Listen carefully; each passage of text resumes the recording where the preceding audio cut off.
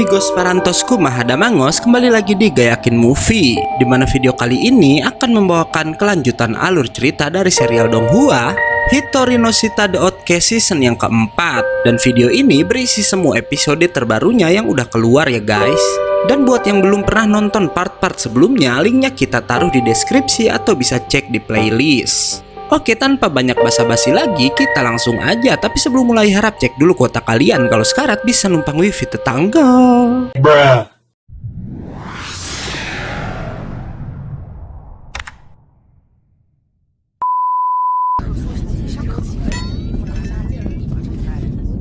Pada awal season keempat ini dimulai dengan Chulan dan Huhu yang diberikan misi bergabung dengan pekerja magang dari kantor lain untuk menyelidiki pekerja magang yang berkhianat pada kantor pengiriman kilat. Mereka bahkan diberikan sebuah ponsel yang berisi grup para pegawai magang tersebut.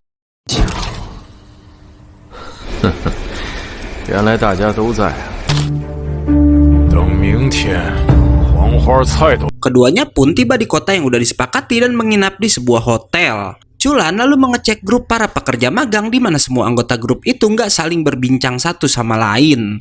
Hingga nggak lama, seorang pekerja magang bernama Lao Xiao mengirim pesan suara dan memberitahu misi mereka yang mencari seseorang bernama Chen Duo. Yang kabarnya Chen Duo ada di kota itu dan pernah menemui seorang pria tua yang bernama Wan Liang Chai. Karena nggak ada respon sama sekali di grup itu, Lao berkata jika ia sendiri yang akan menyelesaikan misi dengan menemui Wang Liang Chai terlebih dahulu. Mendengar itu, pekerja magang bernama Zhen Qiu lalu membalas dan berkata jika trik yang digunakan Chen Duo sangatlah membosankan. Namun Lao bilang jangan meremehkan Chen Duo karena bahkan Chen Duo pernah membunuh informan yang dikirim oleh Lao untuk memata-matainya. Setelah Lao selesai menanyai Wan Liang Chai, tiba-tiba ia didatangi oleh Zhen Qiu. Lao pun membagikan hasil penyelidikannya yang ia bilang jika Chen Duo pernah menemui Lang Chai hanya untuk meminjam teleponnya yang ia pakai menghubungi wanita tua bernama Mei Jin Feng yang merupakan langganan di toko Liang Chai. Lao juga memberitahu jika ia udah mendapatkan alamat Mei, tapi kemudian ia diserang oleh segerombolan tikus. Beruntung dengan kekuatannya, Lao bisa menyingkirkan tikus-tikus tersebut.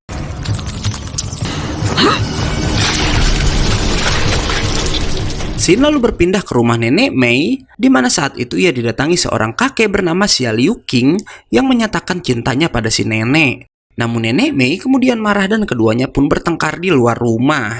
Namun gak lama datang Chen Duo yang meminta Mei ikut dengannya.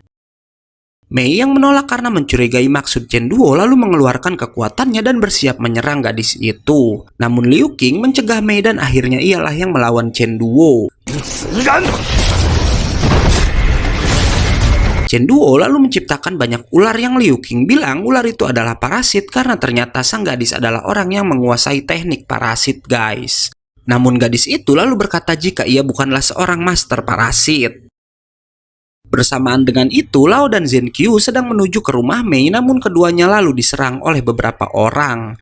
Tapi Lao lagi-lagi menunjukkan kekuatannya dan bisa menjatuhkan para penyerangnya. Gak lama muncul satu penyerang pengguna pedang dan tanpa banyak bicara Lao pun menghujani orang itu dengan pukulan tapak suci miliknya.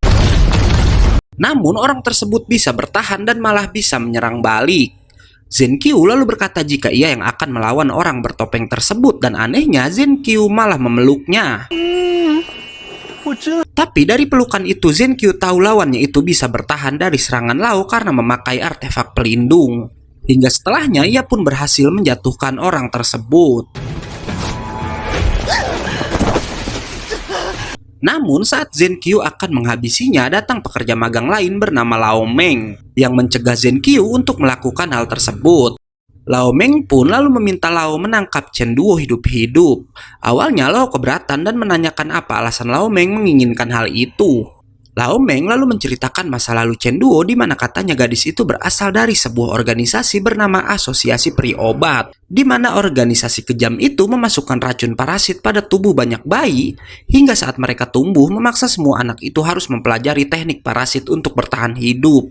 Hingga akhirnya banyak dari anak tersebut tewas hingga tersisa satu di antara mereka yang diberikan julukan anak suci parasit. Karena kekejaman asosiasi peri obat itu, para pengiriman kilat pun ditugaskan untuk memusnahkan mereka, dan saat itu Lao Meng ikut dalam misi tersebut. Tapi saat sampai di sana, semua anggota peri obat udah ditemukan tewas, dan hanya menyisakan Chen Duo seorang diri. Dan Lao Meng yang menemukan Chen Duo akhirnya mengajak anak itu bergabung menjadi pekerja magang di kantor pengiriman kilat. Lao Meng juga berkata kalau Chen Duo nggak sepenuhnya bersalah, dan maka dari itu ia memohon Lao dan yang lainnya menangkap anak itu hidup-hidup. Bahkan ia akan melawan Lao dan Zhen Qiu jika keduanya menolak permintaan itu. Tapi kemudian anggota grup yang tersisa termasuk Chulan dan Huhu yang dari tadi bersembunyi di sekitar mereka mengirim pesan jika semua orang setuju menangkap Chen Duo dalam keadaan hidup. Hingga Lao pun akhirnya mau mengikuti saran semua orang. Walau sebagai gantinya, Lao menghabisi gadis yang tadi udah dijatuhkan oleh Zhen Qiu. Zhen Qiu dan Lao Meng pun lalu menuju rumah Mei. Dan sesampainya di sana udah banyak orang bertopeng yang terkapar karena mereka berhasil dijatuhkan oleh Liu Qing sementara si kakek itu pun udah terluka cukup parah. Zhen Qiu ternyata mengenal Liu Qing yang adalah salah satu anggota Zensei karena katanya si Zhen Qiu ini pernah menjadi murid Liu Qing. Dan karena itu bahkan Zhen Qiu hampir aja bergabung dengan Zensei. Dan Huhu yang ternyata sedang mengintip bersama Chulan ingat jika kakek itulah yang dulu pernah mendatanginya saat di Tensifu. Liu Qing lalu memohon pada Zhen Qiu agar ia mau menyelamatkan Mei, bahkan ia rela memberikan kepalanya pada para agen pengantar kilat tersebut. Tapi nggak lama seorang anggota grup bernama Dong Bei menghubungi karena katanya ia udah berhasil menemukan lokasi Chen Duo yang berada di sebuah pabrik terbengkalai. Dong Bei juga memberitahu jika Chen Duo nggak bergerak sendiri karena ada beberapa orang yang bersamanya. Walau setelah diselidiki, orang-orang yang bersama Chen Duo itu hanyalah orang biasa tanpa kekuatan. Mendengar itu Zhen Qiu merasa aneh karena Liu Qing yang adalah veteran dari Zensei bisa dikalahkan hanya oleh orang-orang biasa. Zhen Qiu pun lalu berkata jika ia bersedia membawa Mei kembali dan sebagai ucapan terima kasih, Liu Qing pun memberikan sebuah benda pada Zhen Qiu yang katanya itu bisa membantu muridnya tersebut. Xin lalu berpindah pada Chulan dan Huhu yang sedang menuju tempat Chen Duo berada. Chulan pun sedikit aneh bagaimana pekerja magang yang bernama Dong Bei bisa dengan cepat mengetahui keberadaan Chen Duo. Dan anehnya si Dong Bei ini tahu kalau Chulan sedang membicarakannya dan bahkan saat Chulan menoleh Dong Bei pun bisa mengetahui hal tersebut. Membuat Chulan makin penasaran dengan pekerja magang yang bernama Dong Bei itu. Zhen Qiu dan Lao Meng pun akhirnya tiba di tempat yang udah Dong Bei beritahukan sebelumnya. Tanpa mereka sadari, ternyata Chen Duo dan pasukannya udah mengetahui kedatangan mereka. Chen Duo pun lalu menemui mereka bertiga, dan Lao Meng langsung mengajak Chen Duo kembali ke pengiriman kilat dan melupakan pembunuhan kepala cabang yang udah dilakukannya. Tapi nggak diduga, Chen Duo lalu berkata kalau Lao Meng yang adalah orang yang udah mengajaknya bergabung dengan pengiriman kilat adalah sumber kemalangannya. Orang-orang yang bersama Chen Duo pun lalu menyerang hingga terjadi pertarungan di depan gedung tersebut. Dan benar apa yang dibilang Dong Bei karena orang-orang itu hanyalah manusia tanpa kekuatan dan mengandalkan senjata berkekuatan sihir untuk menyerang. Dan karena mereka harus berduel, nggak main keroyokan seperti yang mereka lakukan pada Liu Qing, mereka pun bisa dikalahkan dengan mudah. Melihat itu, Chen Duo lalu mengeluarkan cairan hitam dari mulutnya dan memberikannya pada ketiga orang tersebut hingga membuat ketiganya auto mempunyai kekuatan, amigos.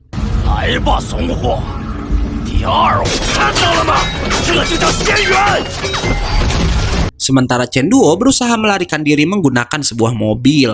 Dan saat itulah Chulan juga Huhu keluar dari persembunyian mereka dan langsung mengejar mobil tersebut. Sementara itu Zhen Qiu lalu memakai benda yang diberikan Liu Qing yang ternyata adalah sebuah sarung tangan. Hingga Xin beralih pada Huhu yang bisa memotong mobil Chen Duo menjadi dua dan menjatuhkannya ke sungai. Bersamaan dengan itu, Chulan pun menyerang hingga Chen Duo harus melawan Huhu dan Chulan secara bersamaan. Gak lama, Chen Duo menggunakan cairan hitamnya untuk menyerang Huhu, namun si Huhu bisa melindungi tubuhnya. Melihat itu, Chulan pun membantu menggunakan petirnya untuk menyilaukan mata Chen Duo. Namun saat Chen Duo hampir berhasil terkena serangan Huhu, datang seorang pria yang menolongnya. Di mana pria itu menggunakan senjata sihir kuat yang bahkan gak bisa ditembus oleh Huhu. Pria itu pun menyombongkan perangkat sihirnya hingga gak lama ada seseorang yang menembak dari jarak jauh dan berhasil menghancurkan pelindung pria tersebut, membuat pria itu kabur bersama Chen Duo. Scene lalu kembali lagi ke pabrik di mana Lao dan yang lainnya udah berhasil mengalahkan lawan mereka masing-masing.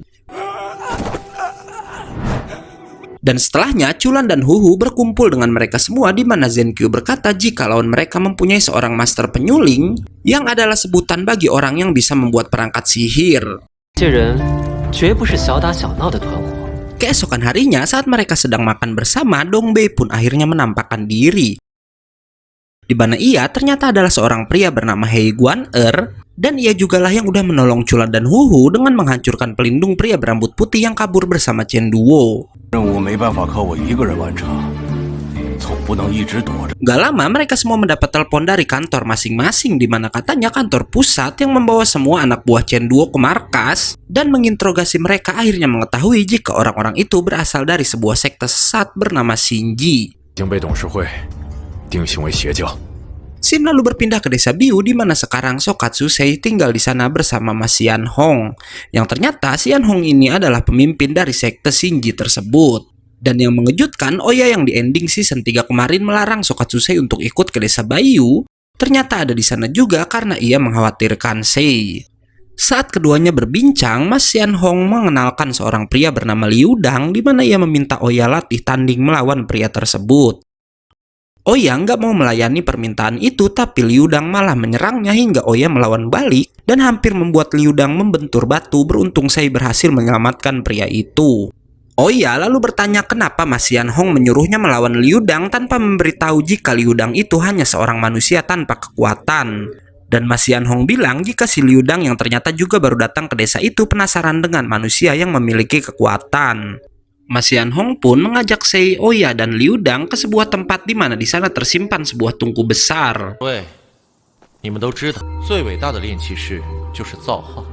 Mas Xian Hong langsung menyuruh Liu Dang untuk masuk ke dalam tungku tersebut. Dan di sana ada anak buah Mas Xian Hong yang bernama Jiong bertugas sebagai penjaga tungku. Di mana penjaga tungku bertugas menyalurkan kekuatannya hingga bisa membuat manusia yang memasuki tungku tersebut mempunyai kekuatan pada tubuhnya. Malam harinya, Mas Xian Hong pun menjelaskan maksudnya mengundang Sei dan Oya ke desa itu. Karena katanya ia menginginkan keduanya yang jadi si penjaga tungku kultivasi. Oya menjawab jika ia akan mempertimbangkan dan akan segera memberi jawabannya. Tapi ternyata Oya lalu mengajak Sei kabur dari sana karena ia curiga jika Mas Xian Hong punya niat yang jahat. Tapi ternyata Mas Xian Hong tahu rencana Oya dan Sei hingga mencegat mereka bersama para manusia yang punya kekuatan berkat tungku kultivasi. Pertarungan pun dimulai di mana salah satu anak buah Mas Xian Hong terlihat ada yang sangat mirip seperti Huhu. Gak hanya itu, karena banyak pengguna kekuatan lain yang sangat hebat dan bisa menyulitkan Sei dan juga Oya. Oya yang mendapat lawan paling banyak pun mulai terkepung hingga akhirnya ia mengeluarkan kimennya dan bisa membuat gerakan semua musuhnya menjadi lambat. Mas Xian Hong yang mencoba mendekati Oya pun bisa terjebak hingga ia pun bergerak lambat. Melihat itu, Sei pun menyerang Mas Xian Hong dari belakang, tapi pria itu ternyata memakai pelindung di seluruh tubuhnya. Hingga kemudian datang Liu Dang bersama Jiong ke tempat itu juga. Bersamaan dengan itu, Mas Xian Hong dan yang lainnya pun mulai bergerak, membuat Sei memutuskan menahan mereka semua sementara ia menyuruh Oya melarikan diri dari sana. Tapi Oya yang gak mau meninggalkan Sei malah meminta Mas Xian Hong menangkapnya aja sementara Sei harus dilepaskan.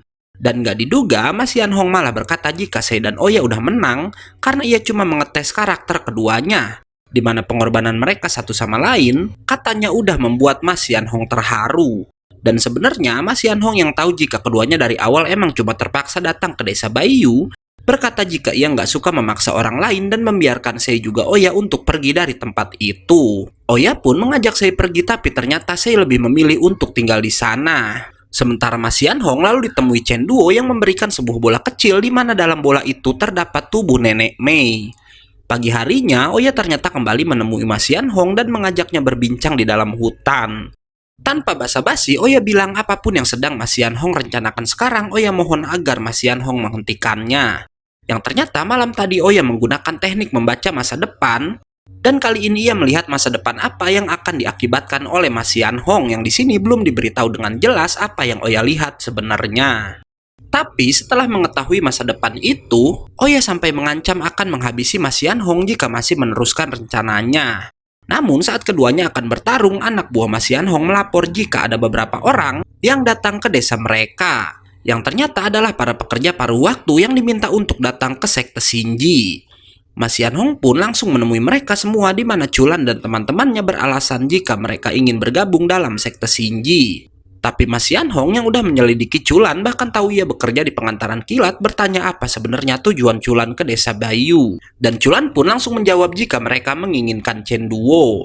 Namun Mas Yan Hong nggak mau mengembalikan Chen Duo pada perusahaan karena katanya selama ini pengiriman kilat cuma memanfaatkan kepolosan dan juga kekuatan Chen Duo aja.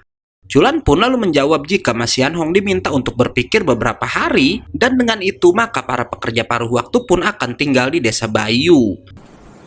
给他们安排住处。 Saat kembali ke kamar, Oya pun memberitahu Chulan kalau Sei udah setuju bergabung dengan sekte Shinji. Hingga Shin kemudian berpindah pada Sei dan Mas Yan Hong, di mana Sei menyalurkan kekuatannya pada sebuah benda yang kemudian dimasukkan dalam robot pelayan, dan part 13 pun selesai. Oke, karena video ini udah habis, gue undur-undur dan gak yakin movie pamit.